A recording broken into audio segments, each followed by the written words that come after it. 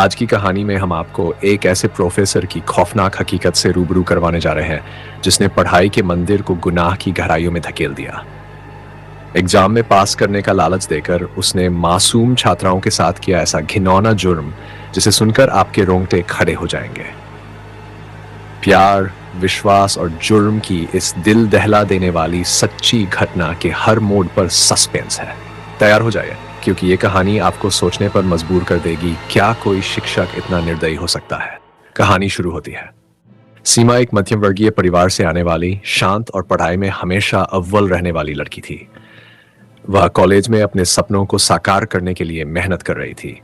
उसका लक्ष्य था टॉप पर पहुंचना और अपने परिवार का नाम रोशन करना। कॉलेज में सीमा की एक दोस्त पूजा उसकी सबसे करीबी थी, लेकिन बाकी लड़कियों के मुकाबले सीमा बहुत अधिक रिजर्व रहती थी। आदित्य कॉलेज का सबसे लोकप्रिय और करिश्माई शिक्षक था। उसकी पढ़ाने की शैली, छात्रों के साथ उसका तालमेल और उसकी स्मार्टनेस ने उसे सभी का पसंदीदा बना दिया था। लेकिन उसके इस आकर्षक व्यक्तित्व के पीछे एक घिनौना और चालाक इंसान छिपा था, जिसे सिर्फ कुछ ही लोग जानते थे। आदित्य का असली मकसद छात्रों के साथ गलत तरीके से फायदा उठाना था, खासकर लड़कियों के साथ। वह एक शिकारी की तरह अपने शिकार चुनता था। वह उन लड़कियों को निशाना बनाता था जो पढ़ाई में कमजोर होती थीं या फिर किसी तरह की मदद की जरूरत में होती थीं। लेकिन जब सीमा उसकी नजरों में आई तो उसने उसे एक अलग तरह का शिकार समझा। सीमा पढ़ाई में तेज थी और आमतौर पर किसी से ज्यादा घुलती मिलती नहीं थी, जिससे उसे लगता था कि वह आसानी से उसके जाल में फंस सकती है। आदित्य ने सीमा की कक्षा में उसे पहली बार देखा। उसकी मासूमियत और ध्यान देने वाला स्वभाव आदित्य के लिए एक आकर्षण था। आदित्य ने तुरंत फैसला किया कि वह सीमा को अपने जाल में फंसा कर रहेगा। सीमा कॉलेज की टॉपर थी और आने वाले फाइनल एग्जाम्स के लिए वह काफी मेहनत कर रही थी। आदित्य ने इस बात का फायदा उठाने की योजना बनाई। उसने धीरे धीरे सीमा से बातचीत शुरू की। पहले तो वह उसे छोटी मोटी पढ़ाई की सलाह देने लगा ताकि वह उसे भरोसे में ले सके। एक दिन क्लास के बाद आदित्य ने सीमा को रोका और कहा, सीमा, तुम बहुत मेहनती हो, लेकिन मुझे लगता है कि अगर तुम कुछ खास टिप्स जानोगी तो तुम्हारे नंबर और भी बेहतर हो सकते हैं। मैं तुम्हारी मदद कर सकता हूं। सीमा ने आदित्य की बातों को शुरुआत में गंभीरता से नहीं लिया, लेकिन फिर भी उसने सोचा कि अगर एक अनुभवी टीचर उसकी मदद करना चाहता है तो यह उसके लिए फायदेमंद हो सकता है। आदित्य ने धीरे धीरे सीमा को अपने पास बुलाना शुरू किया। वह उसे अपने कैबिन में बुलाकर नोट्स देता और कहता, यह तुम्हारे लिए खास है। अगर तुम इन नोट्स को ध्यान से पढ़ोगी तो तुम्हारे एग्जाम्स में कोई मुश्किल नहीं आएगी। सीमा को लगा कि आदित्य उसकी मदद कर रहा है, इसलिए उसने उसका आभार जताया। लेकिन यह आदित्य की चाल का एक हिस्सा था। उसने सीमा को अपनी बातों में फंसाने की कोशिश शुरू कर दी। कुछ दिनों बाद आदित्य ने सीमा को फिर से कैबिन में बुलाया। इस बार उसने उसे एग्जाम पेपर से जुड़े कुछ संकेत दिए। उसने कहा, सीमा, तुम्हें पता है इस साल का पेपर कुछ खास तरह का होगा। अगर तुम चाहो तो मैं तुम्हें कुछ ऐसी जानकारी दे सकता हूं जो बाकी छात्रों के पास नहीं होगी। सीमा को यह सुनकर अजीब लगा, लेकिन उसने इसे नजरअंदाज कर दिया। वह एक ईमानदार लड़की थी और उसे लगा कि वह अपनी मेहनत से ही एग्जाम्स पास करेगी। उसने आदित्य का ऑफर ठुकरा दिया। सीमा की इस प्रतिक्रिया से आदित्य नाराज हो गया। उसे लगा कि सीमा उसकी बात नहीं मानेगी तो वह उसे डराने और धमकाने का रास्ता अपनाएगा। कुछ दिन बाद आदित्य ने सीमा को एक बार फिर से कैबिन में बुलाया। इस बार माहौल थोड़ा अलग था। कैबिन में आने के बाद आदित्य ने दरवाजा बंद कर दिया और सीमा के पास बैठकर उससे कहा, सीमा, तुमने मेरा ऑफर ठुकरा दिया। यह तुम्हारी सबसे बड़ी गलती थी। अब देखना मैं तुम्हारे एग्जाम्स में कैसे तुम्हें फेल करता हूं। सीमा घबरा गई और बोली, सर, मैंने कुछ गलत नहीं किया। मैं मेहनत से पढ़ रही हूं और मुझे आपकी मदद की जरूरत नहीं। आदित्य हंसते हुए बोला, तुम्हारी मेहनत यहां काम नहीं आएगी। यहां सिर्फ वही पास होगा जो मेरे इशारों पर चलेगा। अगर तुम चाहती हो कि तुम्हारा करियर बर्बाद न हो तो तुम्हें मेरी बात माननी होगी। सीमा को यह सुनकर धक्का लगा। उसने आदित्य की बातों को नजरअंदाज करने की कोशिश की और वहां से भागने की कोशिश की, लेकिन आदित्य ने उसका हाथ पकड़ लिया। उसने उसे जबरदस्ती पास खींच लिया और कहा, तुम अब मेरी मुट्ठी में हो। अगर तुमने किसी से कुछ भी कहा तो मैं तुम्हारा नाम मिट्टी में मिला दूंगा। तुम्हारे भविष्य को बर्बाद करने में मुझे ज्यादा वक्त नहीं लगेगा। आदित्य ने सीमा को मानसिक रूप से प्रताड़ित करना शुरू कर दिया। उसने सीमा को धमकाया कि अगर उसने उसकी बात नहीं मानी तो वह उसके नंबर घटा देगा, उसके फाइनल एग्जाम्स में उसे फेल करवा देगा और यहाँ तक कि उसे कॉलेज से निकालने की धमकी भी दी। आदित्य कॉलेज में इतना प्रभाव था कि कोई भी उसकी बात को नजरअंदाज नहीं कर सकता था। वह प्रशासन के साथ भी अच्छा तालमेल रखता था और उसके पास कई महत्वपूर्ण लोगों के साथ संबंध थे। उसकी ताकत का एहसास सीमा को तब हुआ जब एक दिन उसने देखा कि कुछ छात्राएं भी उसकी बातों से डर रही थीं, लेकिन किसी ने भी उसके खिलाफ आवाज उठाने की हिम्मत नहीं की। सीमा ने आदित्य की हरकतों से खुद को बचाने की बहुत कोशिश की, लेकिन वह बेबस थी। आदित्य ने धीरे धीरे उसके मानसिक शोषण को शारीरिक शोषण में बदल दिया। एक दिन आदित्य ने सीमा को अपने कैबिन में फिर से बुलाया। इस बार वह पहले से ज्यादा डरावना था। उसने सीमा से कहा, अब मैं तुमसे जो चाहूंगा वही होगा, तुम मेरी मुट्ठी में हो। उसने सीमा के साथ जबरदस्ती की और सीमा ने खुद को बचाने की कोशिश की, लेकिन वह असहाय थी। आदित्य ने उसके साथ दुष्कर्म किया और उसे धमकी दी कि अगर उसने किसी को बताया तो वह उसे बदनाम कर देगा। वह हर बार नए तरीके से उसे प्रताड़ित करता और उसके साथ हिंसक होता। सीमा अब अंदर से पूरी तरह टूट चुकी थी। आदित्य का आतंक उसके जीवन में हर जगह छाया हुआ था। वह सीमा को बार बार अपने कैबिन में बुलाता और शारीरिक शोषण करता। वह सीमा को ब्लैकमेल करता कि अगर उसने किसी से कुछ कहा तो वह उसके करियर को खत्म कर देगा। आदित्य के पास इतने बड़े कॉलेज में इतनी ताकत थी कि किसी को भी उसकी सच्चाई का पता लगाना मुश्किल था। वह कॉलेज के सभी वरिष्ठ अधिकारियों और मैनेजमेंट के लोगों के साथ नजदीकी संबंध रखता था, जिससे वह हमेशा बच निकलता था। आदित्य ने सीमा को इस कदर डरा दिया था कि वह अपनी परेशानी किसी से भी साझा नहीं कर पाई। वह अपने परिवार को भी कुछ नहीं बता सकती थी क्योंकि उसे डर था कि कहीं उसकी इज्जत न चली जाए।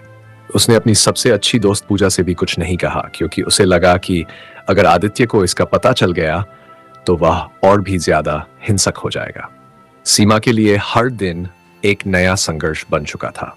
वह कॉलेज जाती, क्लास अटेंड करती, लेकिन हर वक्त डर के साए में जी रही थी कि कब आदित्य उसे फिर से बुलाएगा और प्रताड़ित करेगा। वह मानसिक और शारीरिक रूप से टूट चुकी थी।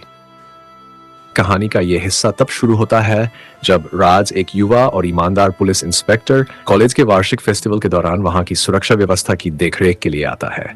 यह फेस्टिवल कॉलेज में काफी बड़ा आयोजन था और सभी छात्र इसमें भाग ले रहे थे।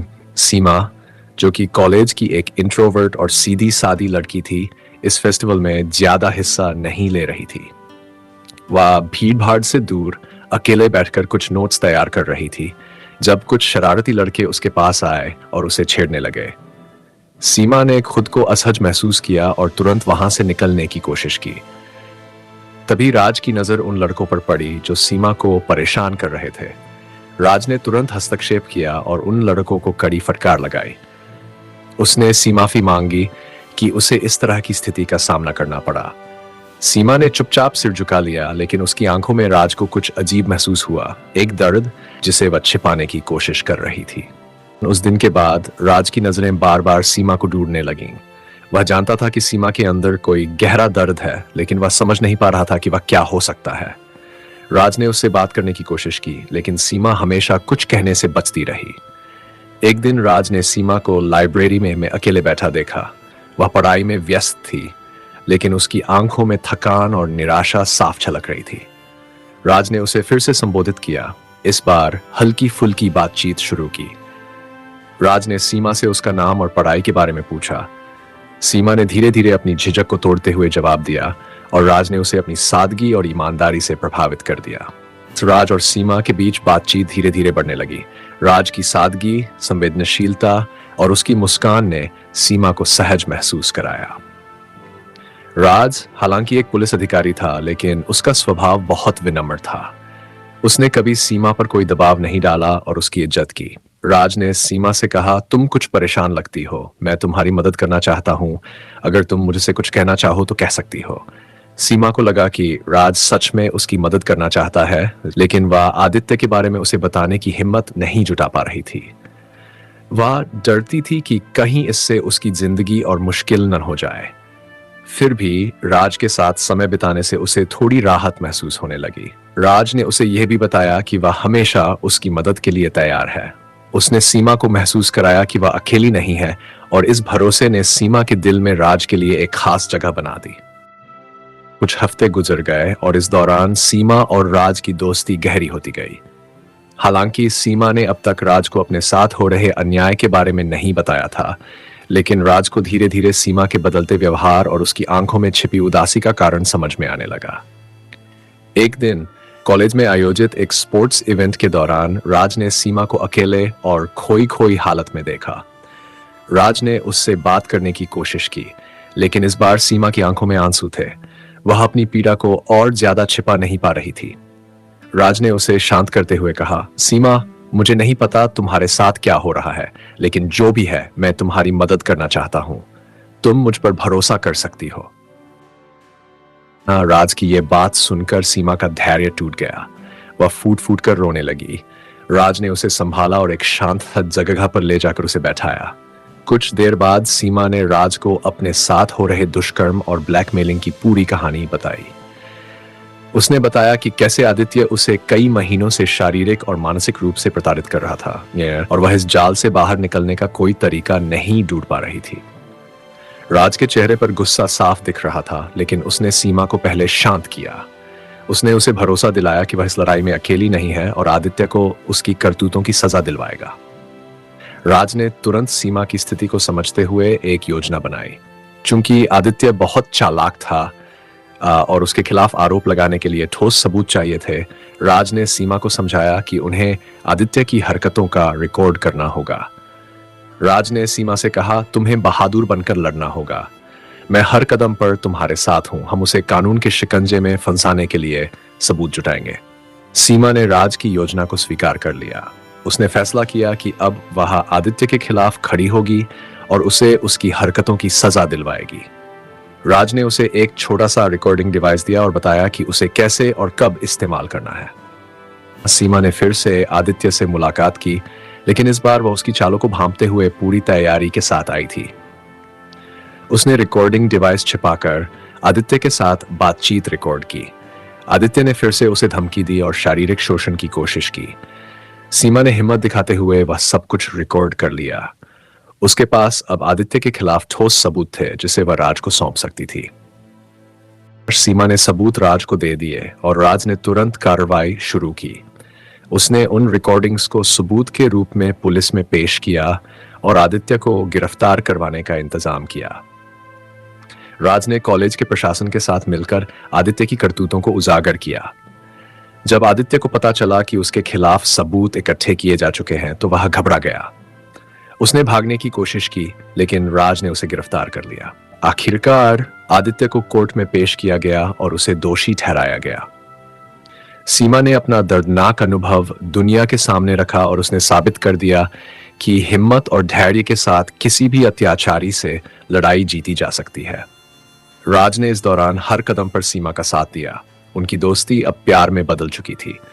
राज ने सीमा को इस दुखद घटना से उबरने में मदद की और उसके जीवन में एक नई उम्मीद की किरण बनकर आया। राज ने सीमा से कहा, तुम्हारी हिम्मत ने न सिर्फ तुम्हें न्याय दिलाया, बल्कि कई और लड़कियों को भी सुरक्षित किया है। सीमा ने राज की आंखों में सच्चा प्यार देखा और दोनों ने मिलकर एक नए जीवन की शुरुआत करने का फैसला किया। दोस्तों, अगर आपको हमारी दिल दहला देने वाली क्राइम लव स्टोरीज पसंद आई हैं, तो हमारे चैनल क्राइम टॉक्स को सब्सक्राइब जरूर करें।